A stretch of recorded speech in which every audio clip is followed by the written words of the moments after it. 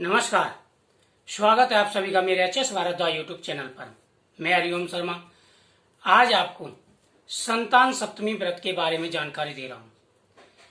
संतान सप्तमी व्रत बहुत ही शुभ व्रत होता है और संतान की प्राप्ति कराने वाला व्रत होता है। यह व्रत भाद्रपद शुक्ल पक्ष की सप्तमी को किया जाता है। संतान सप्तमी व्रत करने से संतान की प्राप्ति होती है और जिनकी संतान है, पहले से पुत्र है, उनकी सुरक्षा होती है और जीवन में कभी भी उनके ऊपर कोई परेशानी नहीं आती। जो भी आप व्रत करते हैं उस व्रत में कुछ नियम होते हैं। अगर पूरे नियम पूर्वक व्रत किया जाता है तो उसका पूरा फल प्राप्त होता है। आप किस कार्य के लिए व्रत कर रहे हैं, किस लिए व्रत कर रहे हैं, किस कामना से व्रत कर रहे हैं, निष्काम भाव से कर रहे हैं, सकाम भाव से कर रहे हैं, ये सारी चीजों का महत्व होता है। जिस देवता की आप पूजा करते हैं उनके सामने आपको बोलना पड़ता है। आप अगर सकाम भाव से यानी संतान प्राप्ति के लिए व्रत कर रहे हैं तो आपको वहां पर संकल्प करना होता है। अगर निष्काम भाव से पूजा कर रहे हैं यानी आपकी कोई इच्छा नहीं है तब भी आपको संकल्प करना पड़ता है। जिनको अब तक संतान की प्राप्ति हुई है, शादी के बाद में संतान की प्राप्ति नहीं हुई है, या जिनके पहले से संतान है, तो वह जो जिनकी पहले से संतान है वह संतान की रक्षा के लिए, संतान की लंबी उम्र के लिए यह व्रत करते हैं।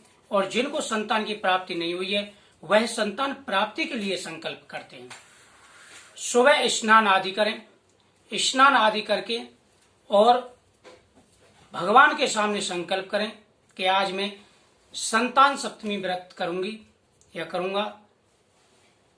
और वैसे ज्यादातर महिलाएं ये व्रत रखती हैं और अगर महिलाओं के साथ में पुरुष भी यह व्रत करना चाहें तो कर सकते हैं। आप उनके सामने संकल्प करें कि प्रभु मैं अपनी मनोकामना के लिए यह व्रत कर रही हूं, आप मेरी मनोकामना पूरी करें। ऐसा बोल करके भगवान के सामने जरूर संकल्प करें। और जब दोपहर को आप पूजा करेंगे, दोपहर की पूजा का मुहूर्त होता है और वैसे भी 2:32 तक षष्ठी तिथि रहेगी, उसके बाद में सप्तमी तिथि लगेगी।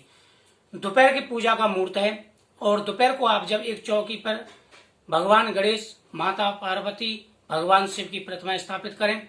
अगर भगवान कृष्ण की मूर्ति हो तो वो भी साथ में रख लें।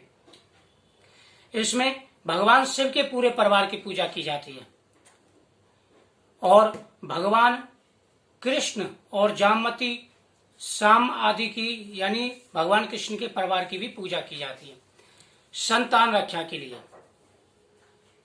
जब आप वहां चौकी पर इनको स्थापित कर दें उसके बाद में विधि विधान से पूजा करें, इनको आप वस्त्र अर्पण करें। उसके बाद में हाथ में जल लेकर के आपको संकल्प करना है। संकल्प आप हिंदी में बोले, संस्कृत में बोले, वो आपकी इच्छा है।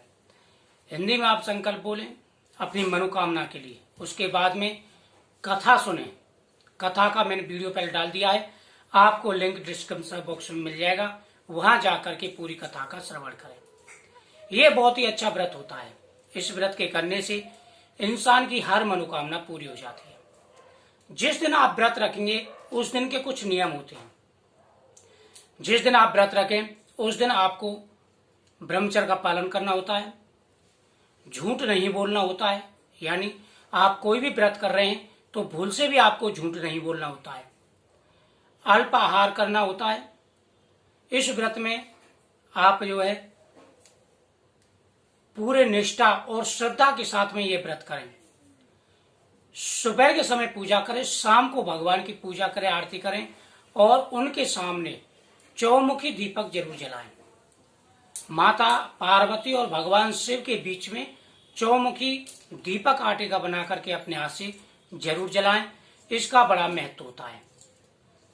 उसके बाद में आप पूरे दिन भगवान के मंत्रों का जाप करें।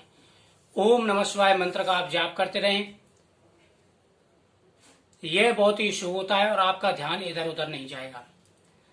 किसी से बात विवाद ना करें, किसी का अपमान ना करें, इस चीज का विशेष रूप से ध्यान रखना है। इस दिन आप भगवान से संतान प्राप्ति के लिए प्रार्थना करें, संतान की रक्षा के लिए प्रार्थना करें और महामृत्युंजय मंत्र का भी जाप कर सकते हैं।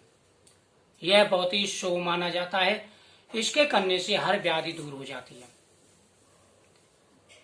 जो व्रत यह करती हैं महिलाएं, उनके संतान की सदा ही सुरक्षा होती है। जाने अनजाने में जो भी परेशानी मुसीबतें आती हैं वह मुसीबतें दूर हो जाती हैं। इसमें एक धागा बनाया जाता है जो भगवान के सामने रखा जाता है और वो धागा पहना जाता है। इसमें जो भगवान के प्रसाद के लिए आप बनाते हैं वह मीठा पकवान बनाया जाता है, यानी भगवान को मीठा द्रव्य अर्पण किया जाता है। जैसे आप मीठी खीर बना सकते हैं, गुड़ के पुए मीठे बना सकते हैं। इन चीजों से जो है भगवान का भोग लगाया जाता है। भगवान को प्रसाद अर्पण करके क्षमा याचना की जाती है। भगवान से क्षमा याचना करते हैं कि प्रभु, इस व्रत में वैसे तो पूरी निष्ठा और श्रद्धा से हमने व्रत किया, हम आपके बच्चे हैं। अगर व्रत के अंदर कोई त्रुटि हुई हो, कोई भूल हुई हो, तो उस व्रत को जो है आप इस व्रत को जो स्वीकार करें और उस भूल को हमारी को जो है क्षमा करें। हम आपके बच्चे हैं। क्योंकि प्रत्येक व्रत करें या कोई भी कार्य करें, क्षमा याचना बहुत ही जरूरी होती है। अगर आप क्षमा मांगते हैं तो भगवान प्रसन्न होते हैं और मनोकामना पूरी करते हैं। इसलिए इस व्रत से मतलब जो भी आप व्रत करते हैं या पूजा पाठ करते हैं, लास्ट में क्षमा याचना जरूर कर लेनी चाहिए। इससे जाने अनजाने में अगर कोई गलती हो जाती है तो उसकी जो है भगवान क्षमा कर देते हैं। प्रत्येक इंसान से कोई ना कोई गलती जरूर होती है। पहले ऋषि मुनि जो थे व्रत रखते थे तो वो एक स्थान पर रहते थे, पूरे नियम के साथ व्रत रखते थे। वो ध्यान रखते थे कि हम चलें तो हमारे चलने से कोई कीट जो है नीचे पैर के नीचे दब के मर ना जाए, इतना ध्यान रखते थे वो। अब वो व्रत रखते हैं लेकिन बाहर भी जाना पड़ता है, तो इसलिए क्षमा याचना बहुत ही जरूरी होती है। इस दिन सूर्य षष्ठी भी होती है और भगवान सूर्यदेव को जल देने का बड़ा ही महत्व होता है। इस दिन भगवान सूर्यदेव को जल अर्पण करने का महत्व होता है। सुबह के समय भगवान गणेश जी के नाम से दिन की शुरुआत करें और उसके बाद में भगवान सूर्यदेव को जल अर्पण जरूर करें। बहुत बड़ा महत्व है और भगवान सूर्यदेव का आशीर्वाद ही आपको प्राप्त होता है। तो इस प्रकार से पूरी निष्ठा से और लगन से ये व्रत करेंगे तो आपकी मनोकामना जरूर पूरी होगी। यह बहुत ही अच्छा व्रत होता है और इसके करने से संतान की प्राप्ति, धन की प्राप्ति, हर सुख वैभव जो है घर में आता है और जीवन में पूरे जीवन पर्यंत भगवान शिव की कृपा दृष्टि बनी रहती है। तो मुझे उम्मीद है आपको यह जानकारी बहुत ही अच्छी लगी होगी। तो वीडियो को शेयर जरूर करें। ओम नमः।